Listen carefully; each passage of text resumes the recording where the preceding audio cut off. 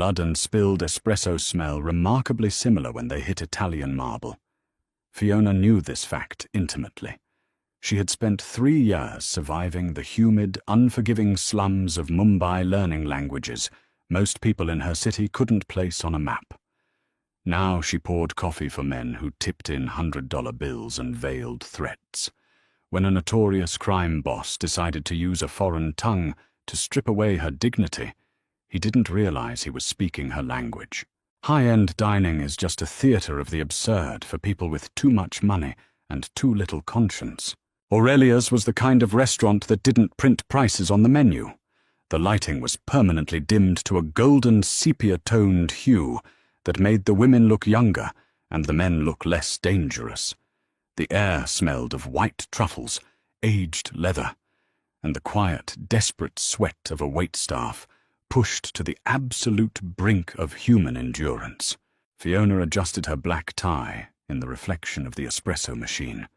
Her feet throbbed in time with her heartbeat. 12 hours into a double shift, the pain in her arches had moved past a dull ache and settled into a sharp, grinding reality. She didn't mind it. Pain was grounding. It meant you were still on your feet. It meant you were still alive. Table 4 needs a clear and Table 7 is asking for the sommelier, Simon hissed, blowing past her with a tray of half-eaten wagyu. Simon was the floor manager, a man whose entire existence was defined by a perpetual state of controlled panic.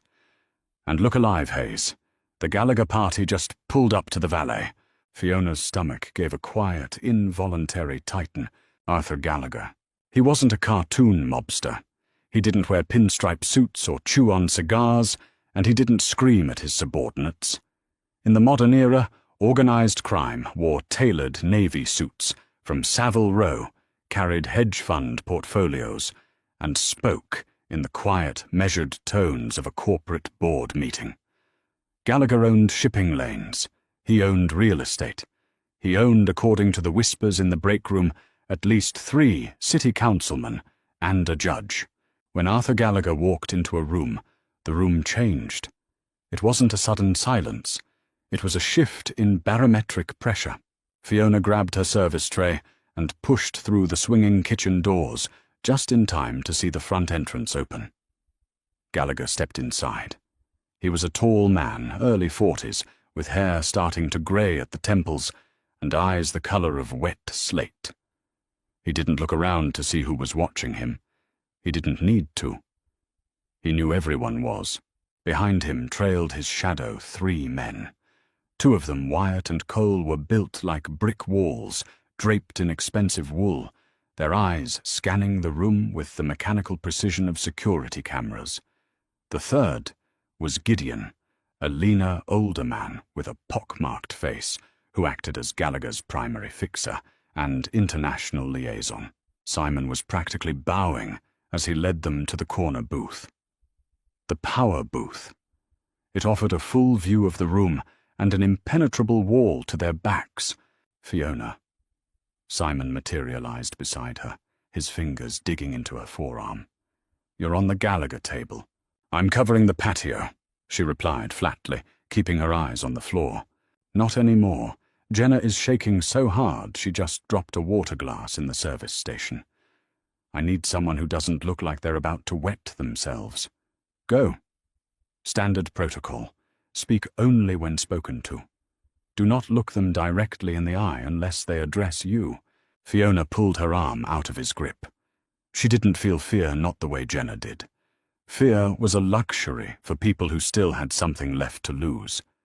Fiona had lost everything worth keeping 5 years ago in a city 8,000 miles away.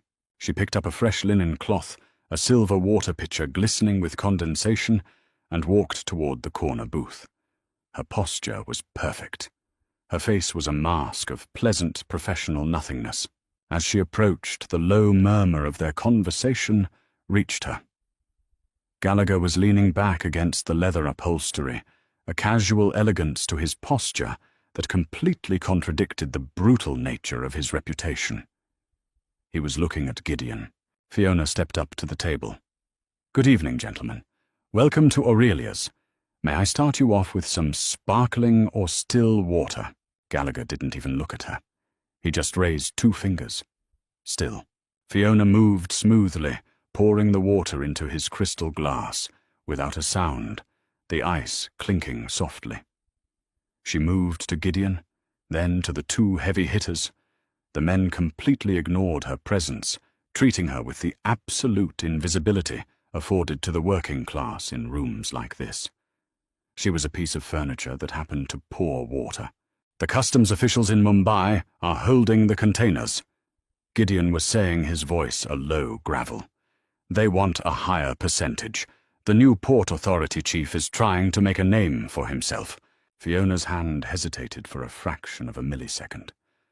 Mumbai. The name of the city sent a phantom heat across her skin. She could almost smell the roasting peanuts, the exhaust of the auto-rickshaws, the heavy, suffocating scent of the Arabian Sea at low tide. She shoved the memory down, locking it in the dark box in her chest where it belonged. He wants a higher percentage, Gallagher asked quietly. He finally picked up his water glass. Does he know whose containers those are? He knows. He doesn't care. He says he needs a show of good faith. 30% bump on the tariff or the crates get inspected. Gallagher took a sip of water. His eyes drifted away from Gideon and landed on Fiona. Fiona stood perfectly still, her service tray held lightly at her side. She met his gaze for a second, then respectfully lowered her eyes to the center of the table, exactly as she had been trained. Gallagher's lips twitched into a faint, cruel smile. He set his glass down. When he spoke next, the smooth, unaccented English was gone. "Ye log sochte hain ki hum inke isharon par nachenge," Gallagher said. "These people think we will dance to their tunes." The words hit Fiona's ears like a physical blow. The accent was harsh, slightly clipped a foreigner's approximation of the language, but the vocabulary was perfectly clear. It was Hindi. She didn't flinch. She didn't gasp. Years of waiting tables and surviving the streets of Dharavi had taught her the absolute necessity of a blank face. She kept her eyes focused on the empty bread plate in front of Cole. Gideon chuckled a dry, raspy sound. He replied in the same language. "Naya aadmi hai, apni auqat nahi janta." He is a new man. He doesn't know his status/place. Fiona calmly pulled out her notepad. "Have we decided on appetizers, gentlemen? Or would you like a few more minutes with the menu?" Gallagher stared at her. The amusement in his eyes deepened. He leaned forward, resting his forearms on the table, entering her personal space. He looked at Gideon, but he pointed a perfectly manicured finger right at Fiona's apron. "Dekho is gori ko," Gallagher said, in Hindi, his voice conversational as if he were discussing the weather. "Look at this white girl. Kitni खोखली लग रही है, जैसे इसके दिमाग में एक भी विचार ना हो. How hollow she looks, like there isn't a single thought in her head." Gideon smirked, glancing up at Fiona. "यह यहाँ की नौकरानियां हैं, आर्थर. इनका काम सिर्फ मुस्कुराना और झुकना है." "These are the servants here, Arthur. Their job is only to smile and bow." Fiona's pen hovered over her notepad. Her breathing remained steady. One inhale, one exhale. In her mind, she was no longer in the air-conditioned dining room of Aurelia's. She was back in the sweltering alleys of Colaba, hiding from the loan sharks who had bled her father dry. She had spent 3 years blending into the walls, learning the street slang, the formal phrasing, the rhythm of a language that belonged to 1 billion people. She knew Hindi better than she knew French or Spanish. She knew it intimately. "Would you care for the beef carpaccio to start?" Fiona asked in English, her voice smooth, polite, entirely unaffected. "It is excellent this evening." Gallagher laughed outright. It was a cold, humorless sound. "She has no idea," Gallagher said in English, glancing at Wyatt and Cole, who were grinning despite not understanding a word of the foreign exchange. Gallagher switched back to Hindi, staring directly into Fiona's face. मुझे लगता है ये इतनी सस्ती है कि इसे खरीदने में सिर्फ चंद सिक्के लगेंगे, he told his men. I think she is so cheap, it would only take a few coins to buy her. He leaned back, assessing her like a piece of livestock at an auction. तुम्हारी कोई औकात नहीं है. तुम सिर्फ हमारा कचरा उठाने के लिए हो. You have no worth. You are only here to pick up our trash. The cruelty wasn't about the words themselves. It was about the power. Gallagher was a man who exerted dominance in every room he entered. He couldn't beat a waitress in a Michelin star restaurant. He couldn't shoot her. But he could strip away her humanity right in front of her face, confident in his absolute superiority, reveling in the fact that she was forced to stand there, smiling politely, completely ignorant of her own degradation. Or so he thought. And a bottle of the Cabernet? Fiona asked. Yes. Gallagher switched back to English, waving his hand dismissively. The 14, and bring some bread. Quickly. Right away, sir. Fiona turned on her heel and walked away. Her spine was steel. Her hands didn't shake until she pushed through the kitchen doors and stood in the chaotic safety of the prep alley. She leaned against the stainless steel counter, closing her eyes. Her heart was hammering against her ribs like a trapped bird. You good, Hayes? The sous chef muttered, not looking up from a pan of searing scallops. Fine, Fiona breathed. She wasn't fine. The anger was a slow, toxic burn in her gut. She had spent years swallowing her pride. She had let customers snap their fingers at her, let them yell at her over undercooked steaks, let them leave their phone numbers on receipts with pathetic winks. It was part of the job. You put on the apron, you check your ego at the door. But this was different. Gallagher wasn't just being a demanding customer. He was using a language she had bled for, a language she associated with survival trauma, and a hard-won resilience to turn her into an object of ridicule for his own twisted entertainment. He was hiding behind a linguistic wall to spit in her face. Fiona picked up the bottle of 2014 Cabernet. She grabbed the corkscrew. She could just ignore it. That was the smart play. Let the Mafia boss have his joke. Let him feel like a god among insects. Keep her head down, collect her tip, and pay her rent. Survival over pride. It had been her motto for 5 years. But as she walked back out into the dining room, looking at the corner booth where Gallagher was currently laughing at something, Gideon said, the anger crystallized. It stopped being a messy, hot emotion and turned into something cold. Sharp. She approached the table. तुम्हारी हिम्मत कैसे हुई मुझे इतनी देर इंतजार करवाने की बेवकूफ लड़की? Gallagher muttered in Hindi as she approached with the wine. How dare you make me wait this long, stupid girl? He wasn't even trying to hide his sneer now. He was fully enjoying the game. Fiona set the glasses down. She presented the bottle to Gallagher. He nodded without looking at the label. She cut the foil, her hands moving with practiced mechanical grace. She drove the corkscrew in. Dekho iske haath, Gallagher murmured to Gideon in Hindi. Look at her hands. मजदूरों वाले हाथ. मैं इसे एक रात के लिए खरीद सकता हूं और ये खुशी खुशी मेरे जूते साफ करेगी. Laborer's hands. I could buy her for a night, and she would happily clean my shoes. Gideon laughed.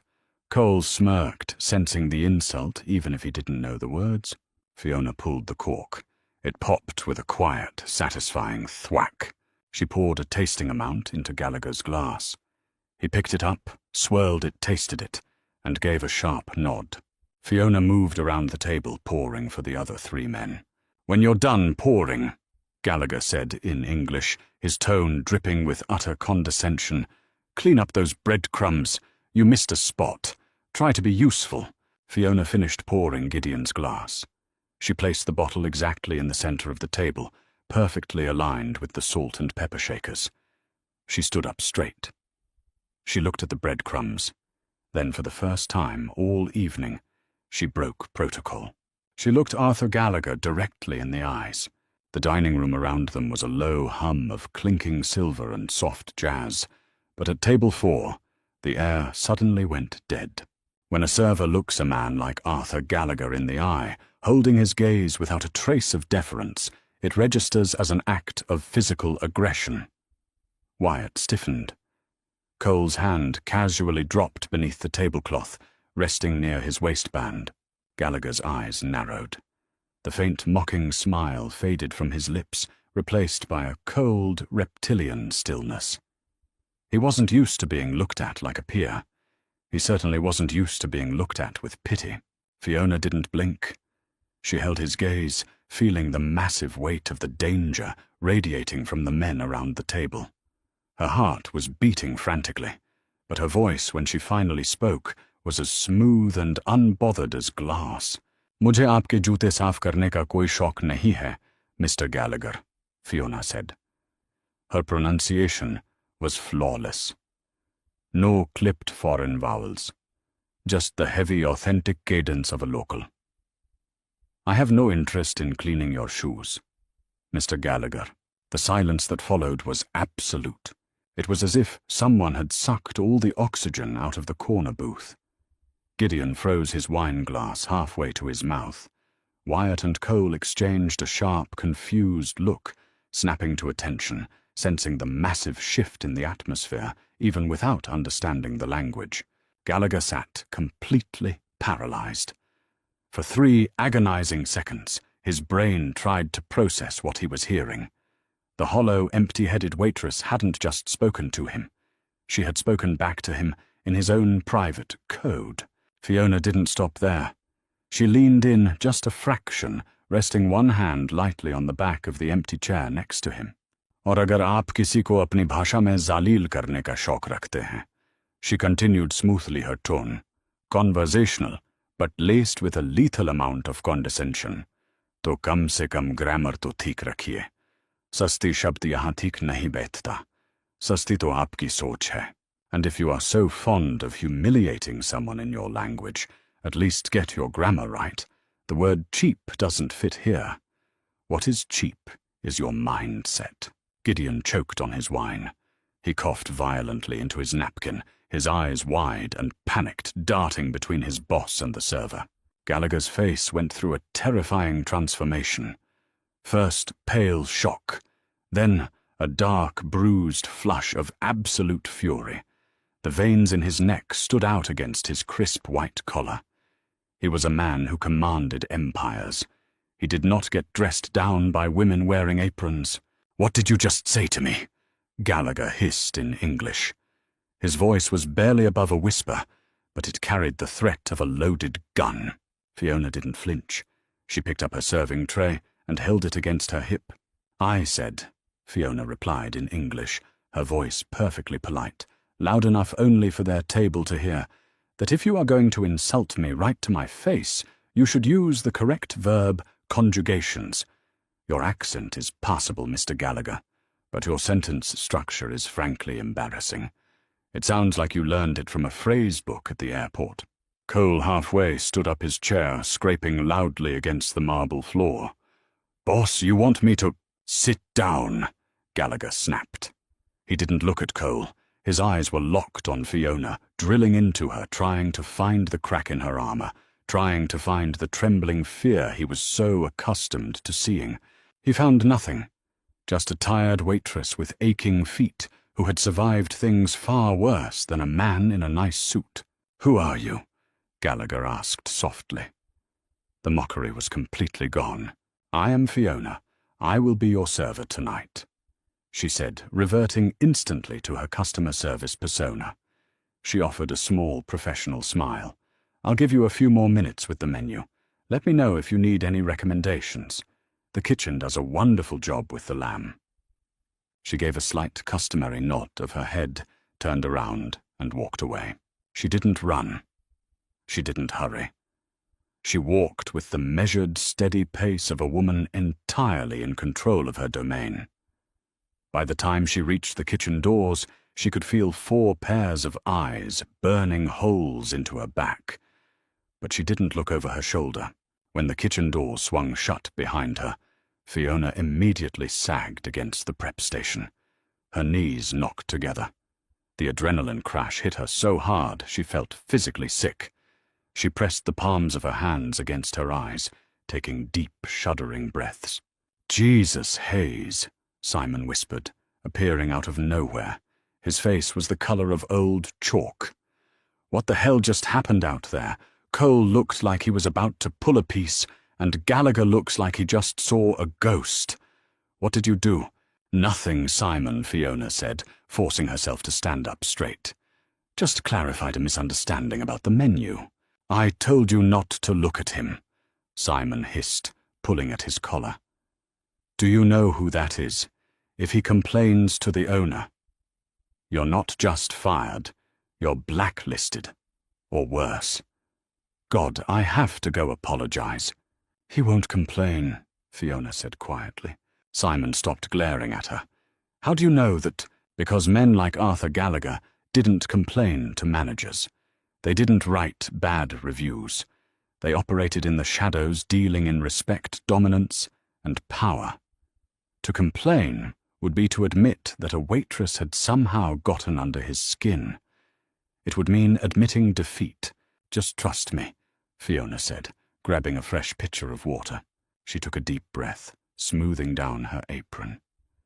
The fear was still there, buzzing under her skin, but it was overshadowed by a profound, dark sense of satisfaction. She pushed the doors open and walked back out onto the floor. At table 4, the atmosphere had completely shifted. The casual arrogance was gone. Gideon was staring intensely at the tablecloth. Wyatt and Cole sat rigidly radiating unease, and Arthur Gallagher, he wasn't talking. He was just watching her. As Fiona moved across the dining room, pouring water at table 7, clearing plates at table 9, she could feel his eyes tracking her every movement.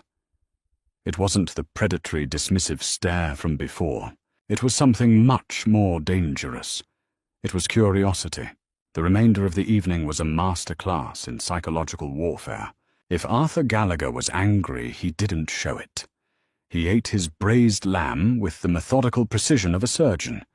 He conversed with Gideon about freight tariffs and union disputes in a low, even murmur.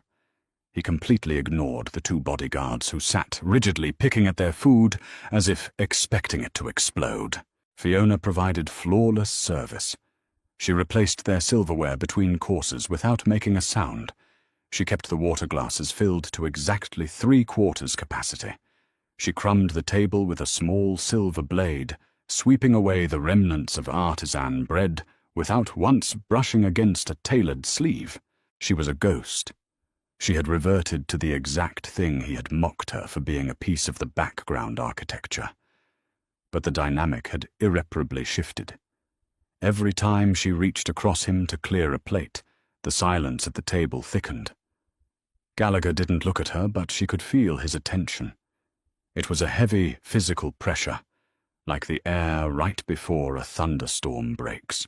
At midnight, the dining room finally emptied. The ambient jazz track switched over to the closing playlist.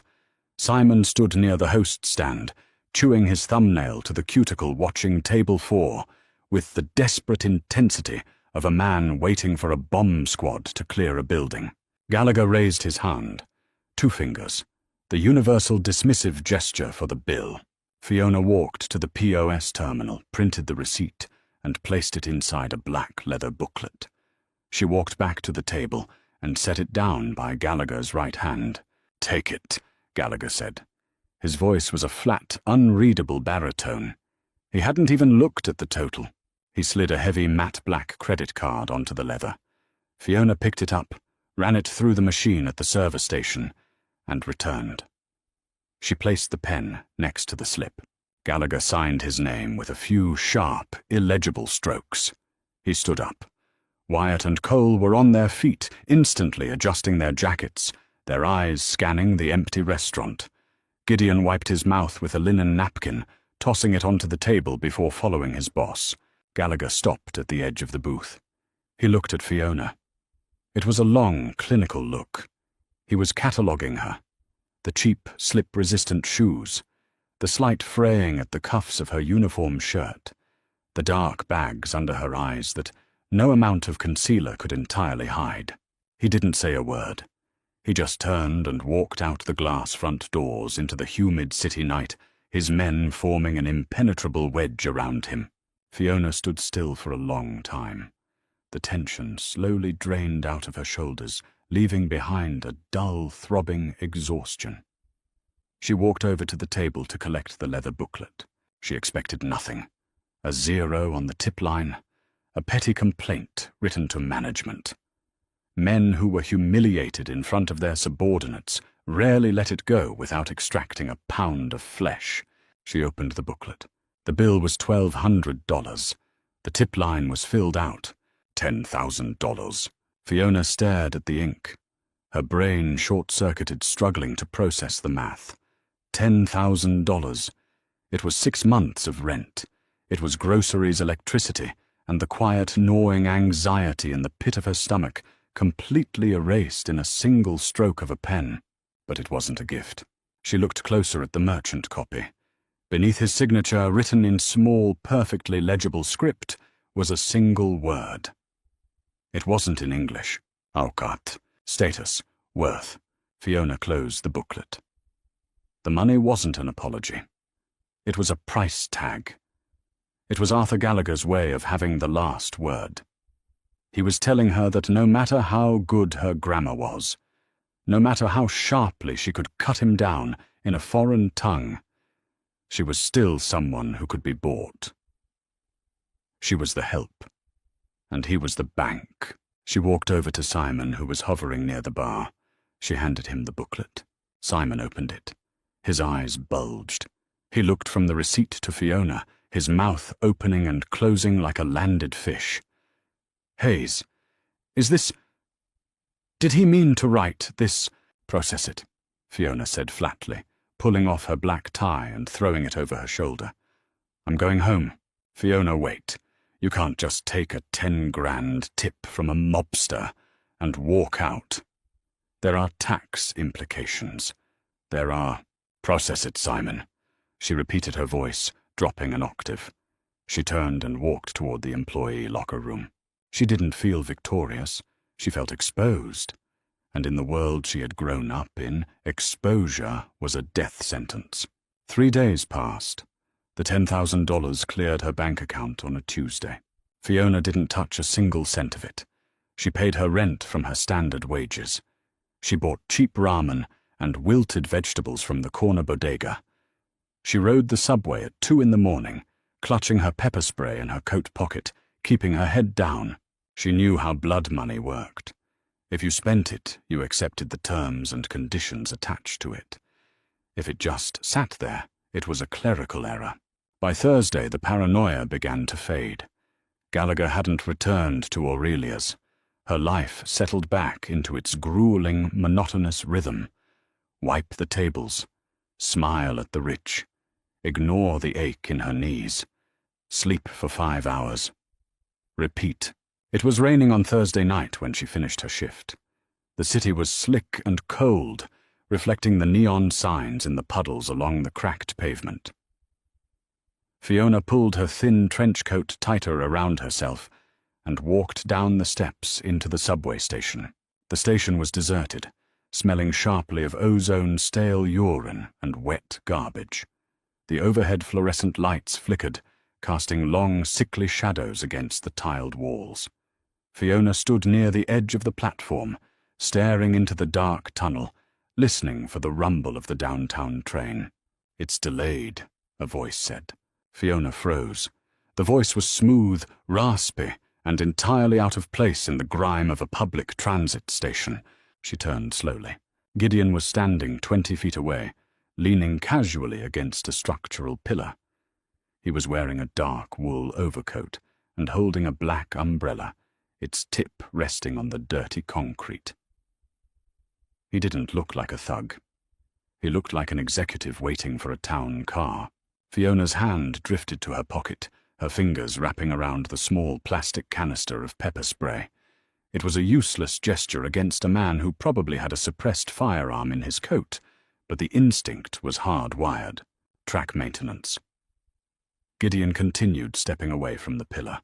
He didn't approach her, maintaining a polite, calculated distance. The downtown line won't run for another 40 minutes. I can wait, Fiona said. Her voice was steady. You shouldn't. It's cold. And this city isn't safe for a young woman at this hour. Gideon offered a faint, humorless smile. Mr. Gallagher sent me to offer you a ride. Tell Mr. Gallagher I prefer the train. I'm afraid Mr. Gallagher doesn't accept declined invitations, Miss Hayes. He is waiting for you. Fiona looked around the empty platform. There were no cameras, no transit cops, no witnesses. If Gideon wanted to take her, he would take her. Fighting would just result in a broken jaw before she got thrown into the trunk of a car. She evaluated her options with the cold, cynical arithmetic she had learned in Mumbai. Compliance was safer than resistance, provided you kept your eyes open. Where is he? She asked. Not far. Gideon gestured toward the stairs. After you. Fiona climbed the stairs back up to the street level. A black Audi A8 was idling at the curb, its hazards blinking softly in the rain. Wyatt was behind the wheel. Gideon opened the rear door for her. Fiona slid into the back seat. The leather was pristine and smelled of expensive cedar. Gideon shut the door, got into the front passenger seat, and the car pulled smoothly away from the curb. No one spoke. The silence in the car was absolute, broken only by the rhythmic squeak of the windshield wipers. Fiona watched the city blur past the tinted glass. They were heading south toward the industrial district. The high-end boutiques and glowing restaurants gave way to chain-link fences, corrugated steel warehouses, and the towering silhouettes of loading cranes. The car slowed and turned through a set of open iron gates, driving onto a massive concrete pier. The black water of the harbour churned aggressively against the pilings. Stacked shipping containers formed steel canyons in the darkness, towering 4 stories high. The Audi came to a halt in front of an empty warehouse at the edge of the pier. The massive rolling door was pulled up, revealing a cavernous interior illuminated by a few harsh work lights. We're here, Gideon said, not looking back at her.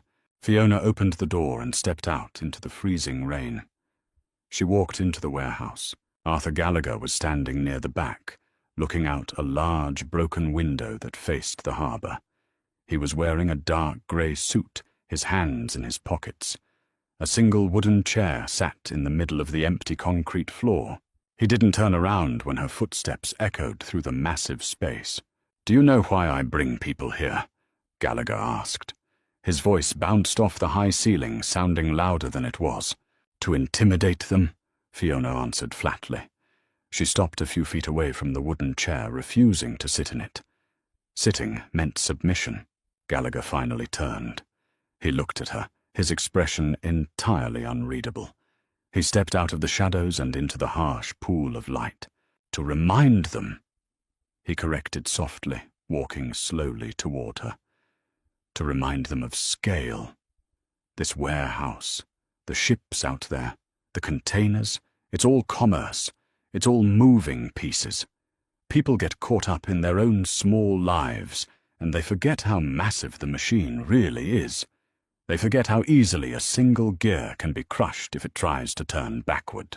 He stopped 3 feet in front of her, close enough that she could smell his cologne, something sharp and expensive like bergamot and smoke. You didn't spend the money, he said. It wasn't a question. I don't need charity, Fiona replied, keeping her eyes locked on his. It wasn't charity, it was a correction. Gallagher tilted his head, studying her face, as if trying to decipher a difficult text. You corrected my grammar.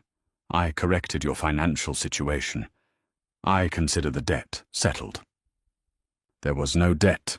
There is always a debt, he said softly. He reached into the breast pocket of his suit jacket and pulled out a manila envelope. He tossed it onto the wooden chair. It landed with a heavy, definitive slap. Fiona Hayes. Gallagher said, reciting the information without looking at the envelope. Born in Chicago. Mother died when you were young. Father was an independent contractor who took a job overseeing construction on a high-rise project in Mumbai in 2016. He took out loans from the wrong people to cover material shortages. He defaulted. Fiona's heart skipped a beat. The cold air in the warehouse suddenly felt suffocating. She forced her breathing to remain shallow, hiding the spike of panic. Your father disappeared in 2018. Gallagher continued, his voice devoid of pity or malice. It was just business. You were 19, left alone in a city of 20 million people with a debt you couldn't pay. You vanished into the slums. Dharavi, mostly. You worked in illegal sweatshops. You ran errands for local bookies. You survived. Fiona dug her fingernails into the palms of her hands until the skin broke. What do you want? I want to know how you got out, Gallagher said, taking a step closer. The curiosity in his eyes was replaced by a sharp, predatory intensity. People who owe money to the D Company don't just get on a plane and fly back to America. They end up in the harbor. So how did a 19-year-old white girl from Chicago negotiate her way out of a blood debt with the Indian Mafia? The wind howled through the broken window, carrying the scent of salt and diesel fuel. Fiona stared at the manila envelope on the chair. It held her entire life. Her trauma, her terror, the long nights spent, huddled in corrugated tin shacks, listening to men scream in the alleyways. Arthur Gallagher had bought her history with a few phone calls. She looked back up at him. The panic was gone, replaced by a cold, familiar fury. It was the same fury she had felt at the restaurant, but sharper now, focused to a diamond point. You think you understand how the world works because you own a few ships and buy off city councilmen, Fiona said. Her voice didn't shake.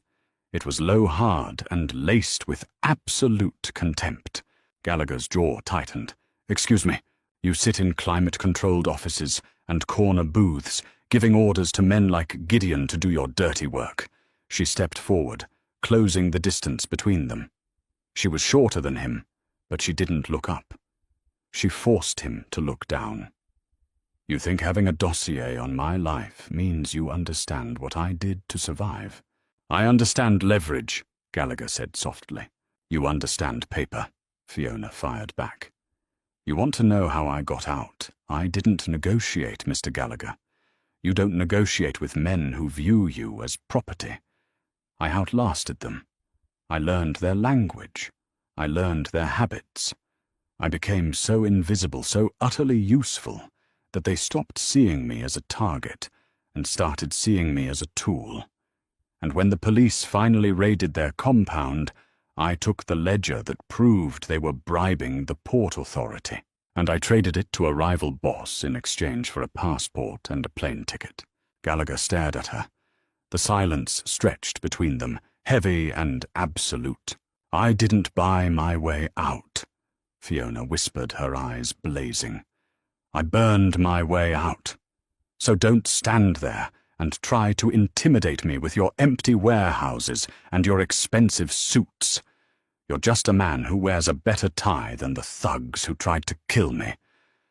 For a long moment, Gallagher didn't move. He absorbed the insult. He absorbed the absolute lack of fear radiating from her. Then slowly the corner of his mouth twitched. It wasn't the cruel, mocking smile he had worn in the restaurant. It was something else. A genuine, reluctant respect. You're entirely out of your mind, Gallagher murmured. I'm tired, Fiona corrected him.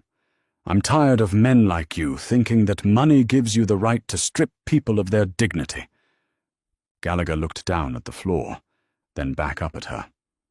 The cold corporate exterior seemed to fracture, just a fraction, revealing the dangerous, calculated intelligence underneath. The customs official in Mumbai, Gallagher said, abruptly changing the subject. His tone was completely businesslike. The one holding my shipping containers. He is demanding a 30% bump. You heard the conversation at the restaurant."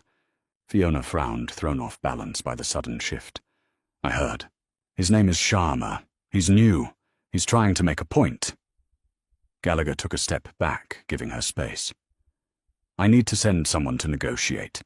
Gideon is too well known. He's burned in Mumbai. If I send Wyatt or Cole, they'll just shoot someone, and I'll lose the cargo entirely." Fiona stared at him, a terrible suspicion forming in her gut. "No, you know the city. You know the language.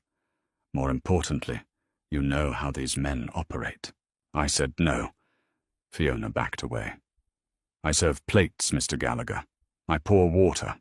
I am not going back to India to negotiate a bribe for a crime syndicate." "You serve plates because you're hiding," Gallagher said quietly. "You're hiding in plain sight, pretending to be a background character, wasting your life because you're terrified of being noticed again. But you couldn't help yourself at the restaurant, could you? You had to speak up. You had to correct me. You insulted me. I tested you," he corrected smoothly. "And you passed. Brilliantly." He reached into his pocket and pulled out a small, heavy object. He tossed it to her. Fiona caught it out of reflex. It was a keycard, heavy black plastic with a magnetic strip. "That's access to a suite at the St. Regis," Gallagher said. "And an expense account. You're done working at Aurelia's. The pay was abysmal anyway. I am not your employee," Fiona said, her voice rising in anger. She threw the keycard onto the wooden chair next to her file. "You aren't," Gallagher agreed calmly. "But you are uniquely qualified for a problem I currently have. And I am uniquely positioned to offer you something you desperately want. And what is that? A chance to stop hiding." Gallagher walked past her, heading toward the open bay doors. He paused, looking back over his shoulder. The harsh lights caught the grey at his temples. "You survived the wolves, Fiona, but you're still living like a sheep. Think about it. The flight leaves on Saturday." He walked out into the rain. A moment later, Fiona heard the heavy doors of the Audi slam shut and the sound of the engine fading away into the night. She stood alone in the massive warehouse. The wind whipped through the broken glass, biting through her thin coat. She looked at the manila envelope sitting on the chair, containing every nightmare she had spent 5 years trying to outrun. Beside it lay the black keycard. Arthur Gallagher hadn't brought her here to kill her. He hadn't brought her here to intimidate her into submission. He had brought her here to weaponize her. Fiona walked slowly toward the chair. She didn't pick up the envelope. She didn't need to read the contents. She had lived them. She reached out her fingers, brushing against the cold plastic of the keycard. She closed her eyes, the sounds of the harbor fading away, replaced by the phantom noise of a city 8,000 miles away. The blaring horns, the smell of the sea, the chaotic, violent pulse of a world that had tried to break her. She opened her eyes, picked up the keycard and slid it into her pocket. First-class cabins are designed to simulate an artificial womb. The air is filtered, the lighting is ambient, and the champagne flows in a continuous numbing stream. For 14 hours you are suspended above the earth, detached from consequence. Fiona stared at her reflection in the dark window of the Boeing 777. The woman looking back at her was a stranger. Gone was the stained apron, the cheap polyester slacks, and the permanent slouch of a service worker, apologizing for taking up space. In their place was a tailored charcoal blazer, an ivory silk blouse, and the sharp, unforgiving posture of someone who had a job to do. Arthur Gallagher had left nothing to chance. When Fiona arrived at the St. Regis, a wardrobe had already been curated. There were no instructions, only a leather briefcase containing a laptop, a dossier on Port Authority Chief Sharma, and a round-trip ticket to Chhatrapati Shivaji Maharaj International Airport. She took a sip of the sparkling water resting on her armrest. It tasted like ash. Every mile the plane chewed through brought her closer to the graveyard of her youth. Her chest felt tight, bound by invisible steel bands. She had spent 5 years meticulously scrubbing the scent of Mumbai from her skin. Now she was flying straight back into the furnace, financed by a man who treated human lives like line items on a balance sheet. "We will be beginning our descent shortly, Ms. Hayes," the flight attendant murmured, appearing silently beside her. Fiona nodded. "Thank you." When the wheels touched down, a physical jolt shot up her spine. She walked through customs with a diplomatic visa Arthur's people had somehow procured. No lines, no questions, just a heavy stamp on a fresh page of a new passport. The moment the sliding glass doors of the terminal opened, the city hit her. It wasn't just a location. Mumbai was a physical assault. The heat was a wet blanket thrown over her head, instantly drawing sweat to her collar. The air smelled exactly as it had in her nightmares, a chaotic, beautiful, rotting mixture of roasting spices, diesel exhaust, jasmine, and raw sewage. Ms. Hayes, a man in a crisp white linen shirt, stood by a black Mercedes SUV. He had the thick build of former military and the flat, unblinking stare of a man who got paid to solve violent problems. "I'm Caleb," he said, opening the rear door. "Mr. Gallagher's local liaison. I'll be taking you to the port." "No hotel?" Fiona asked, sliding into the air-conditioned sanctuary of the back seat. Mr. Gallagher's instructions were clear. "We handle the cargo release first, then you rest." Caleb climbed into the driver's seat and put the car in gear. The drive was a blur of neon and poverty. Fiona watched the skeletal frames of half-built skyscrapers looming over seas of blue tarp roofs. She remembered the gnawing hunger of living under those tarps. She remembered the monsoon rains washing the filth of the upper city down into the alleys. She pressed 2 fingers to her pulse point, feeling the rapid, frantic beat. "I am not a victim," she repeated the mantra in her head. "I am a weapon. Sharma is expecting Gideon." Caleb noted, glancing at her in the rearview mirror. "He's not going to be happy to see you. Men like him don't do business with women. They barely do business with foreigners." "Men like him only do business with leverage," Fiona replied softly. She opened the leather briefcase and pulled out the dossier. "He's holding 30 shipping containers, agricultural machinery on paper. What's actually inside Caleb's Yahoo?" Caleb's eyes flicked away from the mirror. He stared straight ahead at the chaotic traffic. "It's better if you don't know. If I'm going to threaten a man in his own city, I need to know what I'm protecting." Fiona's voice left absolutely no room for debate. Caleb sighed, his hands tightening on the leather steering wheel. "Cobalt, unregistered. Mined out of the Congo, routed through ghost ports. If Sharma opens those crates, Arthur loses $80 million and catches federal charges in 3 different countries." Fiona closed the file. The stakes weren't just a tax bracket. They were existential. Arthur hadn't sent her because she knew the language. He had sent her because she was expendable. If she failed, Sharma would seize the cobalt, and Fiona would disappear into the Mumbai underworld, completely untraceable back to Gallagher. She wasn't a partner. She was a human shield. A cold, bitter smile touched the corner of her mouth. She had survived the slums because she knew how to play a rigged game. Arthur Gallagher thought he was using her. He was about to find out that a weapon doesn't just cut the enemy, it cuts whoever holds it carelessly. The Port Authority office wasn't a pristine government building. It was a corrugated steel structure sitting on the edge of a massive sun-baked concrete lot. Towering cranes moved like slow metallic dinosaurs against the smog-choked sky, stacking shipping containers in endless labyrinths. Caleb parked the Mercedes near the chain-link fence. He reached under his seat and pulled out a suppressed Glock 19, checking the chamber before sliding it into his waistband. You stay here. Fiona set her hand on the door handle. Caleb frowned. My orders are to protect you. Your presence communicates that we are preparing for violence.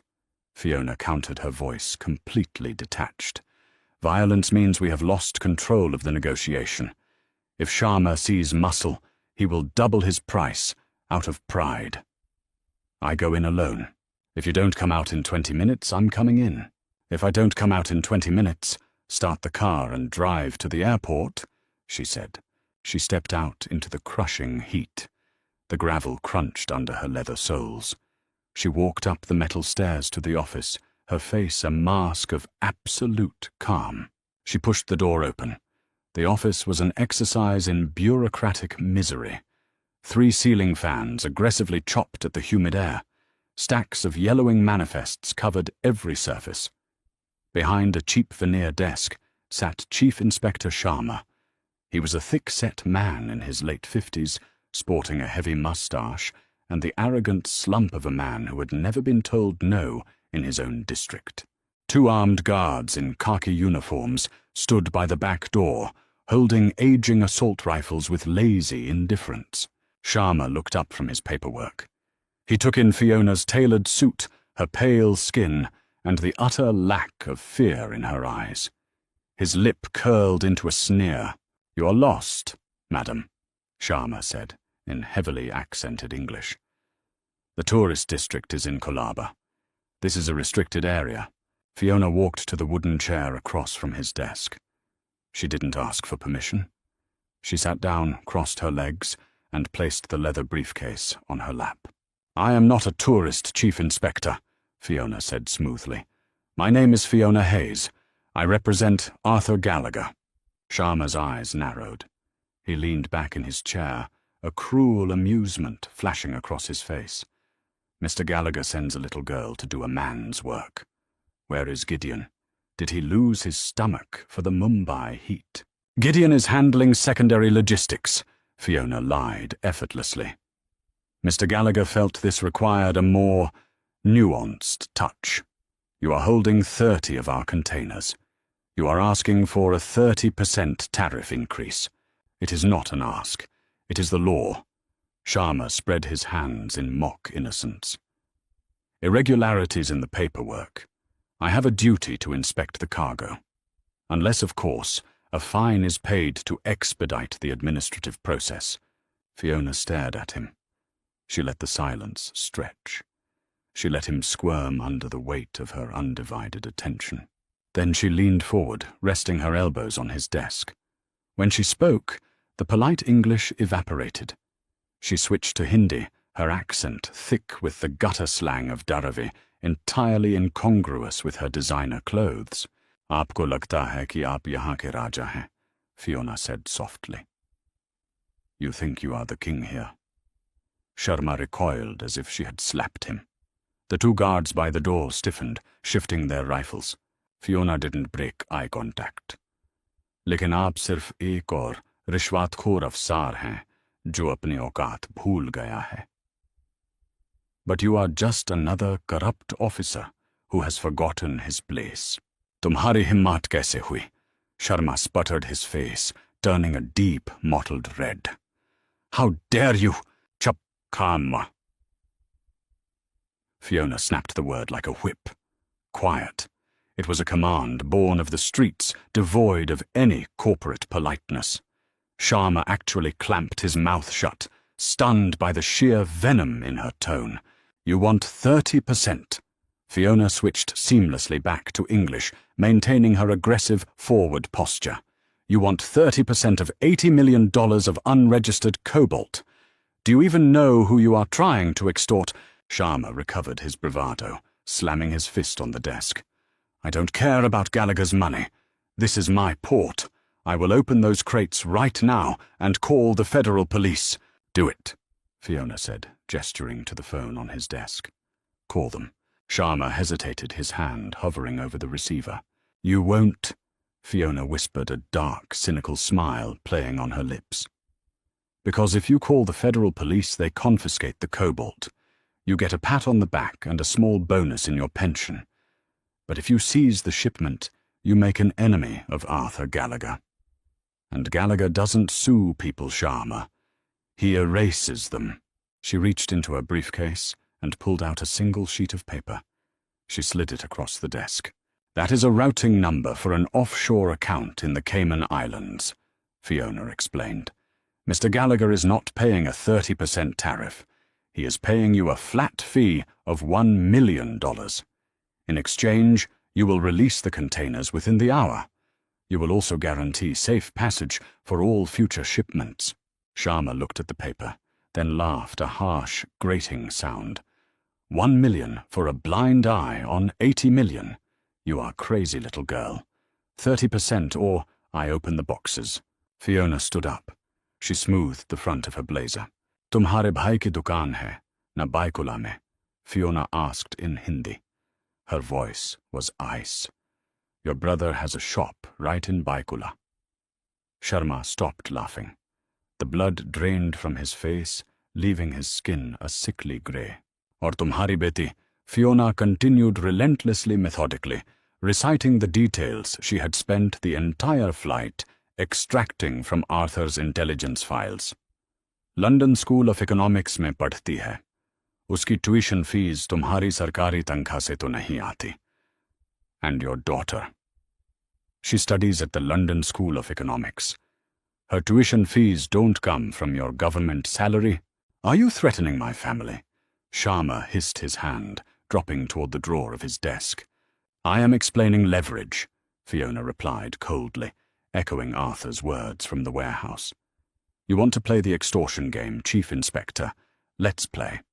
If those containers are not released in 1 hour, the D Company will receive a very detailed ledger of your side deals with the Russian syndicates. The local cartels don't take kindly to government officials taxing their rivals, but letting the Russians slide for a cut. Sharma stared at her.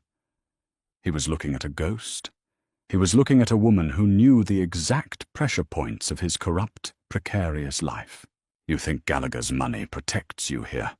Sharma whispered, terror finally breaking through his arrogant facade. I don't need Gallagher's money to destroy you. Fiona leaned down until her face was inches from his. I survived the D Company when I was a teenager with nothing but the clothes on my back. Now I have a blank check and a very long memory. Take the million, Sharma, or lose everything. She tapped her fingernail against the piece of paper containing the routing number. She turned her back to him, a calculated display of absolute disrespect, and walked toward the door. Every instinct screamed at her to run. Her spine tingled, anticipating a bullet. But she forced herself to walk slowly, pushing open the rusted door and stepping back out into the blinding sunlight. She walked down the metal stairs. Caleb was standing by the Mercedes, his hand resting inside his jacket. Fiona opened the passenger door and got in. She didn't say a word. She just stared straight ahead, her chest rising and falling in shallow, controlled breaths. 2 minutes later, Caleb's encrypted radio buzzed. He picked it up, listened for 5 seconds, and set it down. He looked at Fiona, his expression a mix of shock and profound wariness. The cranes are moving, Caleb said quietly. The shipment is released. Take me to the airport, Fiona replied, closing her eyes. I'm going home. New York was raining when Fiona returned. It was a cold, driving rain that washed the streets clean and smelled of wet asphalt and ozone. She didn't go to her apartment. She didn't return to the St. Regis. She took a cab directly to the financial district. Gallagher Holdings occupied the top 3 floors of a glass and steel monolith overlooking the East River. It was a fortress of silent wealth. The floors were Italian marble, the receptionists spoke in hushed tones, and the security detail wore earpieces and suits that cost more than Fiona's yearly salary at Aurelia's. She walked past the reception desk. The guard moved to intercept her, but Gideon stepped out of an adjacent hallway, raising a hand. The guard stepped back instantly. Gideon looked at Fiona. His eyes traced the exhausted lines around her mouth, the sharp, uncompromising set of her shoulders. He didn't offer a patronizing smile. He just nodded. "He's in his office," Gideon said. Fiona walked down the corridor. At the end, a set of double oak doors stood slightly ajar. She pushed them open without knocking. Arthur Gallagher was standing by the floor-to-ceiling windows, holding a tumbler of amber liquid. The city sprawled out beneath him, a grid of lights blurred by the rain. The office was vast, decorated in shades of slate and mahogany, exuding the same cold, calculated power as the man who inhabited it. He didn't turn around when she entered. "Caleb sent the confirmation," Arthur said, his voice echoing slightly in the large room. "The cobalt is on the water. Sharma took the $1 million and guaranteed the route." Fiona walked to his massive teak desk. She unclasped the leather briefcase and let it drop onto the polished wood with a loud, irreverent thud. "He took the $1 million because I threatened to hand him over to the local cartels," Fiona said flatly. Arthur finally turned. He took a sip of his scotch, his slate-grey eyes locking onto hers. "I don't care how you did it. I care that it's done. You proved my theory, Fiona. You are incredibly effective when you stop pretending to be invisible. You set me up." Arthur raised an eyebrow. "I gave you an opportunity. You sent me into a room with a man holding $80 million of illegal leverage, knowing that if I failed, I would take the fall." Fiona stepped around the desk, closing the distance between them.